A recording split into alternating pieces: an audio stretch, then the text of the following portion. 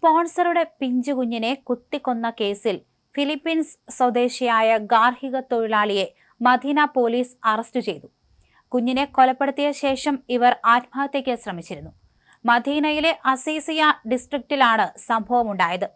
വീട്ടുകാർ പുറത്തുപോയ സമയത്തായിരുന്നു ഇത്തരത്തിൽ ക്രൂരകൃത്യം നടത്തിയത്. അവർ തിരിച്ചെത്തിയപ്പോഴാണ് കുട്ടിയെ മരിച്ച നിലയിൽ കണ്ടെത്തിയത്. സംഭവ സ്ഥലത്ത് തന്നെ പരിക്കേറ്റ നിലയിൽ ഇത്തരത്തിൽ ഗാർഹിക തൊഴിലാളിയെയും കണ്ടെത്തിയിരുന്നു. യുവതിയെ ആശുപത്രിയിൽ എത്തിച്ചു. ഇവരുടെ നില മെച്ചപ്പെട്ടാലുടൻ തന്നെ പബ്ലിക് പ്രോസിക്യൂഷന് കൈമാറുമെന്ന് മദീന പോലീസ് അറിയിച്ചു. അതേസമയം എന്താണ് ഇത്തരത്തിലുള്ളൊരു കൊലപാതകത്തിലേക്ക് നയിച്ചതെന്ന കാരണത്തെക്കുറിച്ച് കൃത്യമായ ഉത്തരം ലഭിച്ചിട്ടില്ല. ഗാർഹിക തൊഴിലാളികളെ നിയമിക്കുമ്പോൾ പശ്ചാത്തലവും മാനസികാരോഗ്യവും പരിശോധിക്കണമെന്ന് പോലീസ് പറയുകയും ചെയ്തു. കൂടുതൽ അന്വേഷണം നടത്തുകയാണെന്ന് പോലീസ് പറഞ്ഞു.